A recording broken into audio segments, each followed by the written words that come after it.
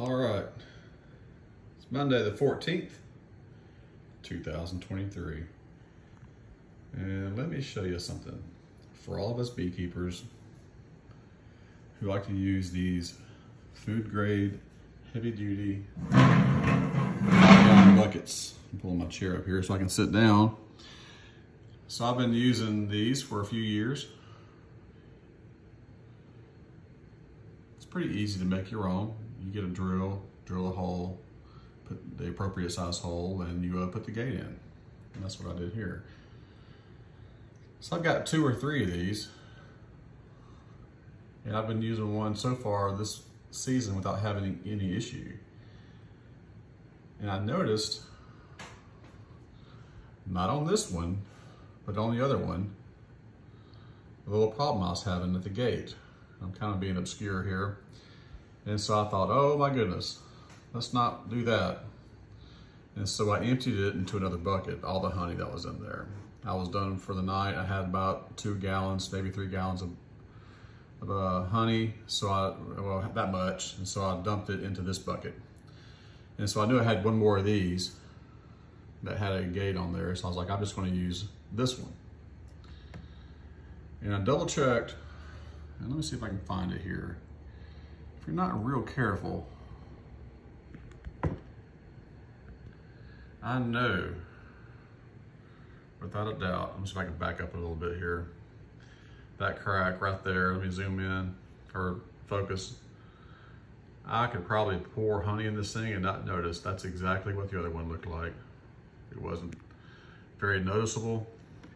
I have not, the other one, I think I might have tightened it by opening and closing the gate and just tightened it, maybe made a small crack. I thought I checked it. I mean, it had honey in there. It wasn't leaking out. But I knew overnight, my luck, it would leak out, and then it would confirm everything that my wife hates about this time of year. So I made the move to pour it in there, right? And so I was like, I'll just use this backup one. And I double checked it, and thank God I did. A lot of people will pour water in their bucket and see if it holds. I don't like doing that because then you gotta dry it all out. That takes time. But so this bucket's no longer any good. Fortunately, let me walk back here. I bought this from Hilco. This is why I did a little opening.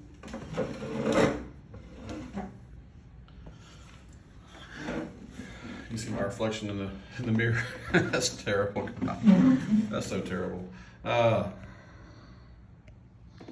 Peace. If I can do that from an angle. But this is what I'm gonna be using.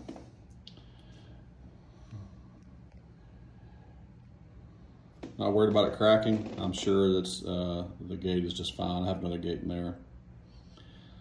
My wife will be less excited about this, but I'll be excited about it because it's not going to crack. I can actually pour more in there and just get it done. 5 gallons, you pour through pretty quick. This is 18 gallons. I think in the opening box, the unboxing that I did, the video with that, I think I said 19. Hilco does have a 19 gallon heated storage, honey storage. And I almost bought that, but they were sold out. And then I used all my money on something else, light bills and things before I could get to that. But I almost bought it, but they were just sold out. But I got this instead, and this is going to be just as good. I'll be pouring the honey out before it melts. All right, so quick reminder: check your buckets. If you use those types of buckets that I just showed you with the honey gate on there, yeah, they're great. But those buckets I used them last year, cleaned them out thoroughly, stored them with the lids on, and then put them in the plastic container, trash bag, and then cleaned them out again before I used them thoroughly. And they're clean and they look like they're just as strong to go, but I think with time Those plastic buckets are a ticking time bomb. I don't stack them on top of each other for one thing, so I've been lucky that it hasn't happened sooner. But just a reminder, if you're putting those bee valves in there, those honey valves, you're putting a little pressure on them, and over time that sucker will crack, and it can be a disaster. All right, that's enough. Thank you for watching. Peace.